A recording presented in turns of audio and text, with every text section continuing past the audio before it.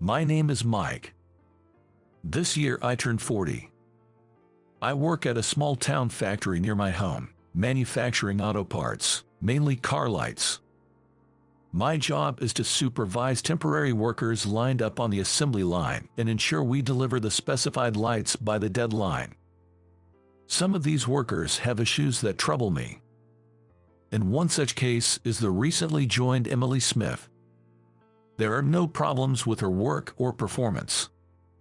In Emily's case, it's not so much a problem as it is a concern. Emily, no lunch again today, I asked her, sitting in a corner of the cafeteria during lunch break. She looked up at me awkwardly. Yes, I didn't have time to buy. You can leave the factory to buy some, you know. But, wouldn't that be against the company's rules? It can't be helped.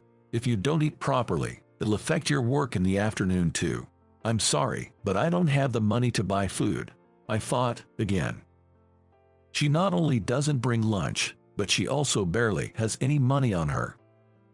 Even as a temp, she should be making between $1,800 to $2,000 a month, including overtime. The pay might be low, but it's not so bad that she should always be struggling financially. Plus, she lives with her parents. She should have some money to spend. Hey, are you managing your money properly? And Emily, you should take more care with your appearance. She looked down as I said this.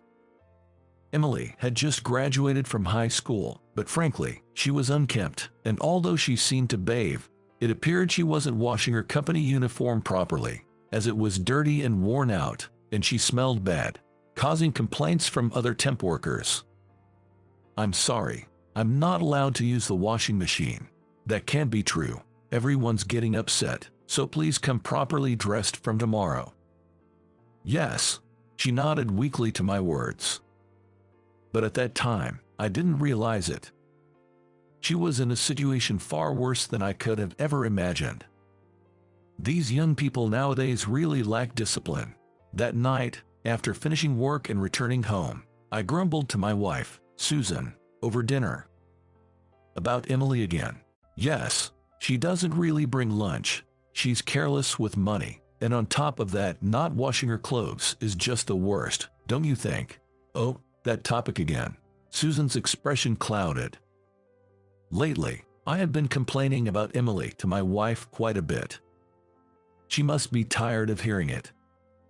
But Susan's reaction was unexpected. Maybe Emily is being mistreated by her parents. What do you mean?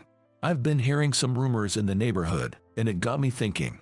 Susan then told me about a recent rumor she'd heard in the neighborhood. Apparently, in a family that had moved into a public housing complex, a daughter was being neglected by her parents.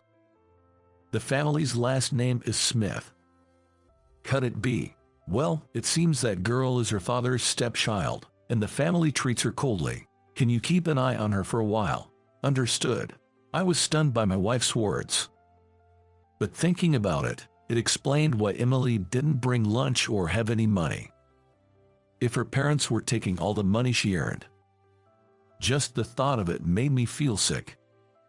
However, I was about to witness something even more shocking. It happened on the weekend.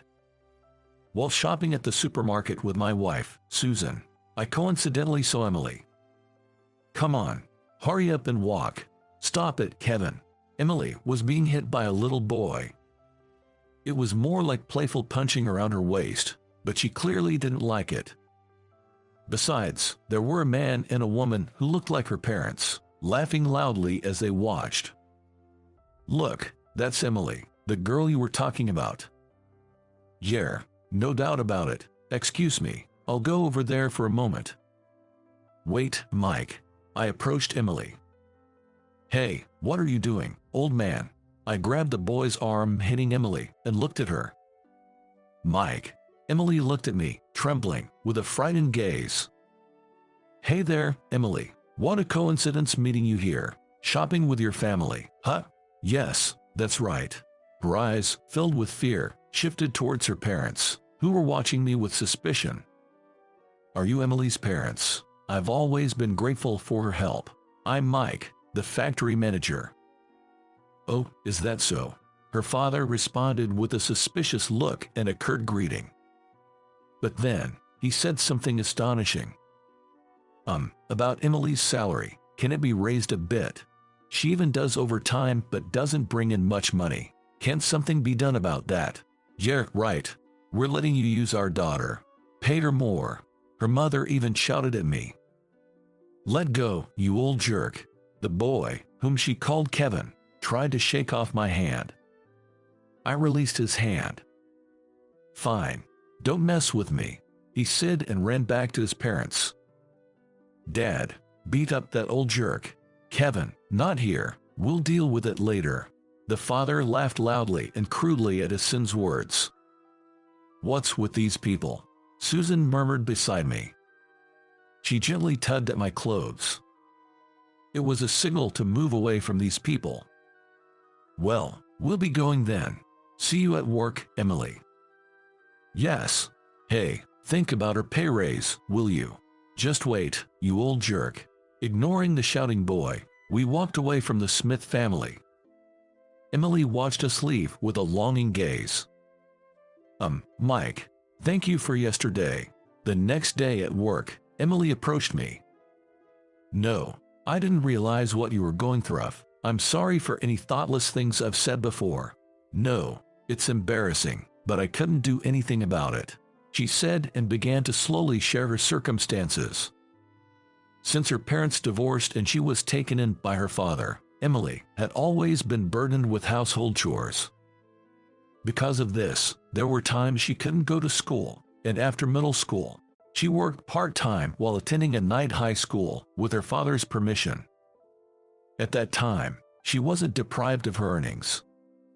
She had to manage everything herself, but she lived relatively freely. However, everything changed after her father remarried.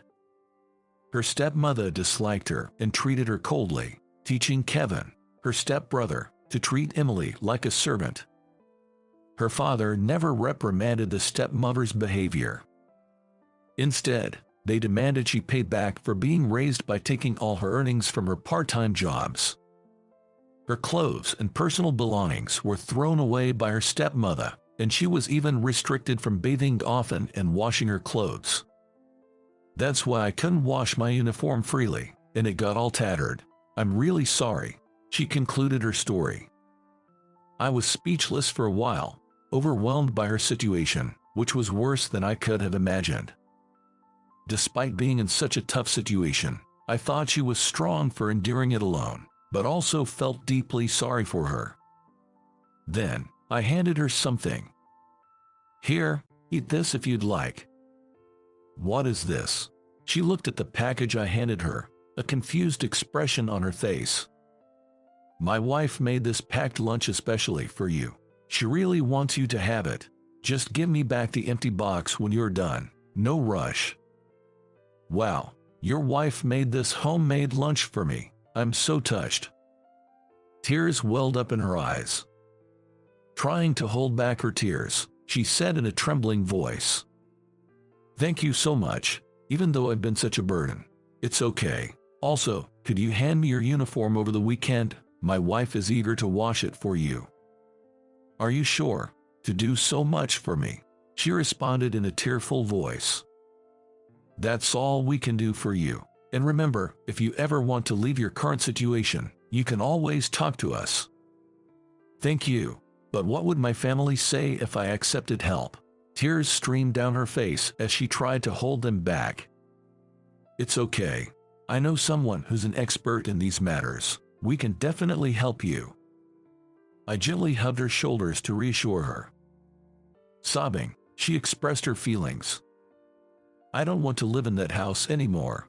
I want to have a normal life like everyone else. Please, help me."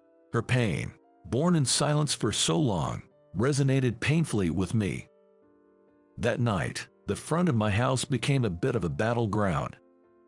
"Hey, where did you take Emily? Bring her out."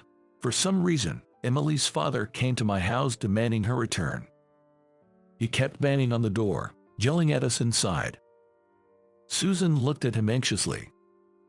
"Hey, are we okay?" she asked me. "We are fine. Besides, if we engage with him, our house will turn into a mess." I reassured her while holding her shoulder. "Emily wasn't even here to begin with. It's a hassle that he showed up like this. For now, I've called the police, just like you said," Susan whispered to me, holding her phone. "Good, that's the right move." I smiled at Susan and took the phone from her. I then dialed a certain number. Soon after, Emily's parents were taken away by the police. "Phew, that was scary. I'm sorry for causing this." Emily's apologetic voice came through the phone. I spoke gently to her over the phone. "No, it's okay. Did you manage to get to the station all right?" "Yes, I'm on my way to the NPO you told me about," Emily replied happily. "Yes, I was the one who helped her run away from home." The reason Emily's parents came to my house was because I had advised her to leave a note implying she was heading here. I thought it would buy her some time to escape. "But, are you sure I'll be accepted?" She sounded anxious. "Don't worry, helping kids oppressed by their parents is what that NPO does." "Thank you so much." Her voice trembled as she spoke. I could sense her near tears even over the phone. "I've done what I can. Now, it's up to you. You have to carve out your own life. You okay with that?" "Yes, I'll be fine. You've endured your family's unreasonable treatment for so long. I'm sure you'll be okay no matter what difficulties you face." "Yes. Oh, I've arrived. I'm going to hang up now." "All right, take care." "Yes. Thank you for everything, Mike." With those words, the call ended. I gently moved the phone away from my ear and smiled kindly at Susan beside me. "She'll be fine. She's brave enough to ask for help."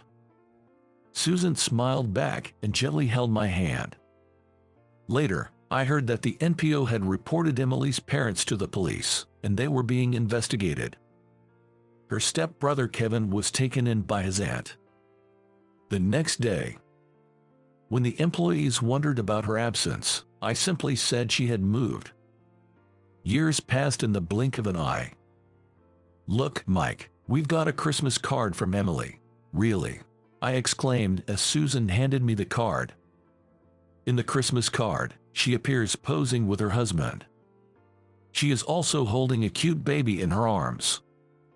All three were smiling happily.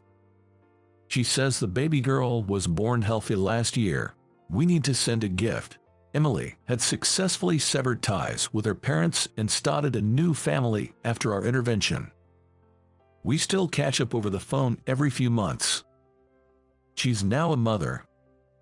She's going to be a great mom. I agree. We smiled at each other while looking at the Christmas card.